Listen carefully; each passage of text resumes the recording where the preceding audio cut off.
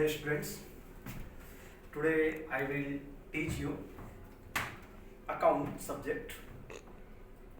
First of all, I introduce myself. My name is Vijay Yadav. Today I will teach you account. First, what is called the account? Why we study the account? आपको कोई subject पढ़ना है तो first you try to understand that subject's meaning. When you will understand that subject's meaning, you can solve or you can talk about that easily. So first I want to say or I want to explain you what is the account and what is called the bookkeeping. Bookkeeping means what? Before I want to explain the bookkeeping, I want to ask you some questions to you. आपको bookkeeping का accounts का meaning समझाने से पहले मैं आप लोग से कुछ questions पूछता हूँ कि हम लोग bookkeeping को क्यों पढ़ते हैं, bookkeeping हमारे लिए important क्यों है, और bookkeeping का aim, objectives, what is the purpose, उसको हम लोग ट्राई करेंगे अंडरस्टैंड करने के लिए. फर्स्ट, आपको पता है आप जब अगर मैं आपको 500 रुपीज का नोट देता हूं, 500 रुपीज का नोट दिया और मैंने कहा जाओ बेटा मस्त इसको जाओ खर्चा करके आओ, और एक साथ में मत खर्चा करो, थोड़ा थोड़ा करके खर्चा करो और फुल डे स्पेंड करो और पूरा खर्चा करके शाम को आओ मेरे पास.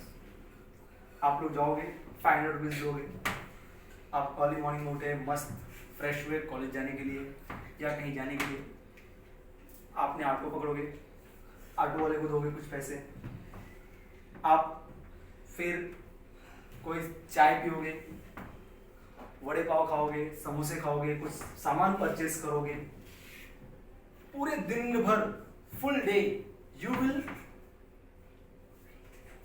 Expense your money, but when your money will finished you will come back. आप लोग वापस आओगे. अगर मैं आपसे पूछूं कि आपने ये पैसे को कहां कहां खर्च किया है, तो आप मुझे एग्जैक्ट कैलकुलेट करके नहीं बता सकते कि फुल डेज आपने 500 रुपीज को कहां एक्सपेंस किया. मतलब ऑटो वालों को कितना दिया, वड़े पाव का कितना दिया, समोसे का कितना दिया. चलो एक दिन का आप बता भी सकते हो, मुझे शाम को बताओगे सर मैंने इसको ऑटो वाले को 50 रुपीज दिया था, जहां पे होटल में हम लोग चाय पिए वहां 100 रुपीज की चाय पी गए सर हम लोग, मैं था मेरे फ्रेंड्स थे. ऐसा करके आप पूरा एक्सप्लेन कर लोगे, लेकिन एक दिन का. सेकेंड डे भी अगर एक्सप्लेन करना हो तो पॉसिबल है, थर्ड डे, फोर्थ डे. अगर मैं आपके एंड ऑफ द मंथ में पूछूं आपसे कि बेटा जब मैंने आपको एक डेट में 500 रुपीज दिया था उस पैसे को आपने कैसे कैसे खर्च किया, तो कैन यू एक्सप्लेन? आप क्या मुझे बता सकते हो कि आपने उस पैसे को कैसे खर्च किया था? It is not possible. Why it is not possible? क्यों पॉसिबल नहीं है? क्योंकि ये आपको याद नहीं रहेगा कि आपने पैसे को कहां खर्च किया. तो ये याद रखने के लिए क्या करना चाहिए आपको? इस चीज को याद रखने के लिए क्या करना चाहिए?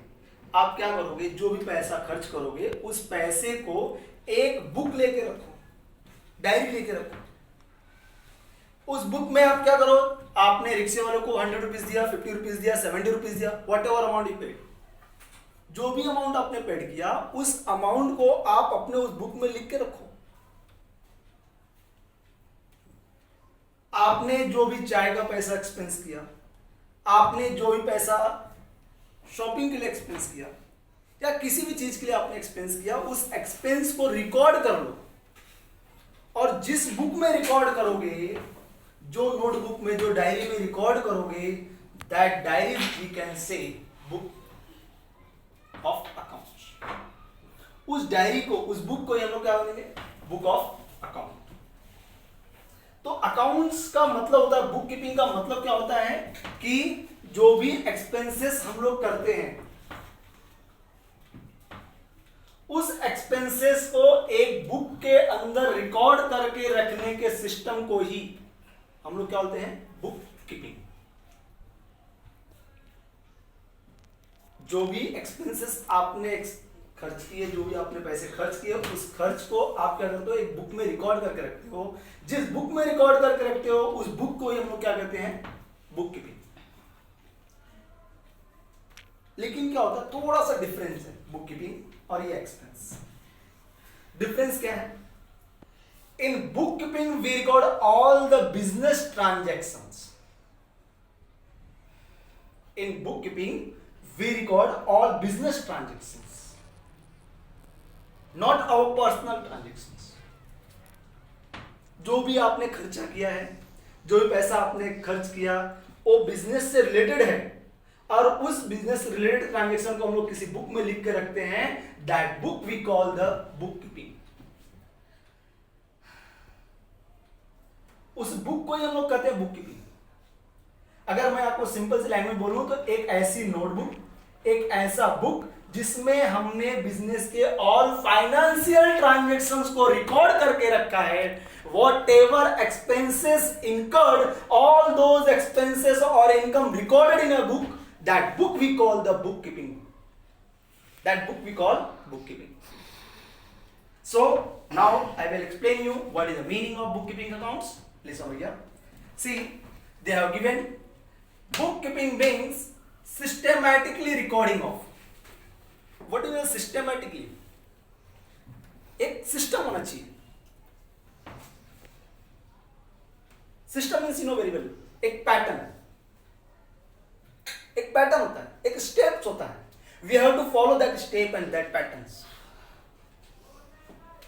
When we follow that pattern, we follow that system, like a mathematics, when you solve the mathematics sums. जब आप मैथमेटिक्स सम्स करते हो, 2 + 2 = 4, 2 + 2 = 4। ये सिस्टम है, एक मेथड है, methods. That method is called systematically. Systematically record day-to-day business transactions. Already I told you, we record all business transactions,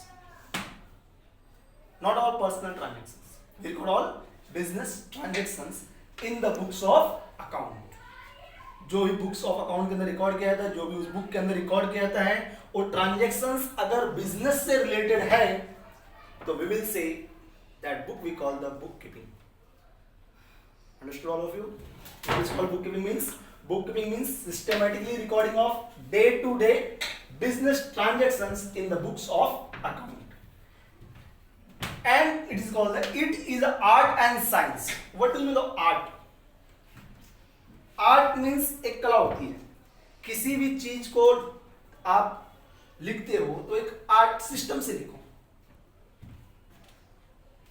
सफाई रखो, उसको कैसे प्रॉपर रखना है, पता है, कला की तरह, मतलब एकदम स्वच्छ दिखना चाहिए, साफ सुथरा। उसको रिकॉर्ड करने का भी एक सिस्टम। जैसे आप देखो, शॉप में जाते हो तो उसको डेकोरेट करके रखने का एक आर्ट है वो लोग का।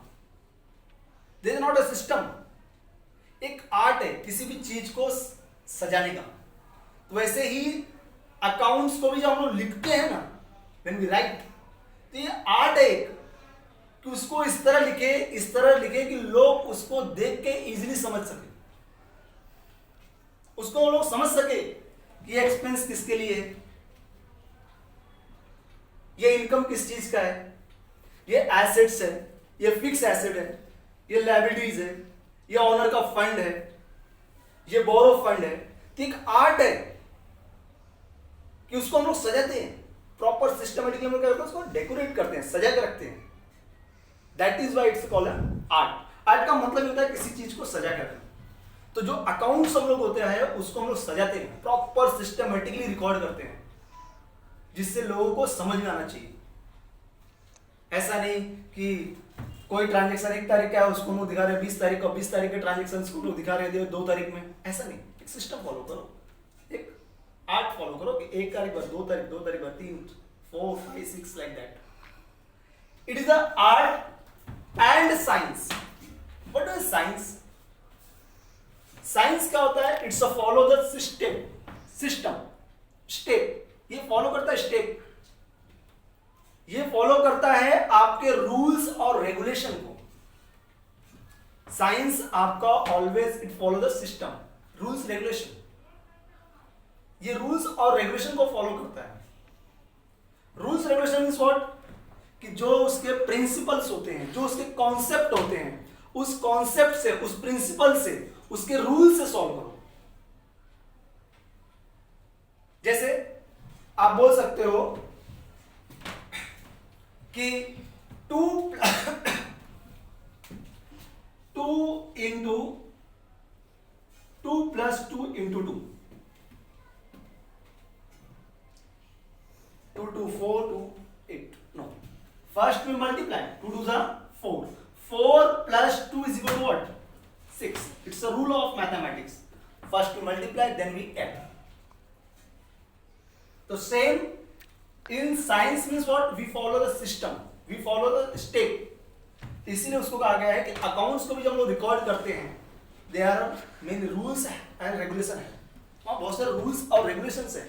उस रूल्स और रेगुलेशंस को, उसके कॉन्सेप्ट को, उसके प्रिंसिपल को फॉलो करके ही हम लोग क्या करते हैं? रिकॉर्ड करते हैं। That's why it's a call है bookkeeping is called the, it is a art and science of recording business transactions.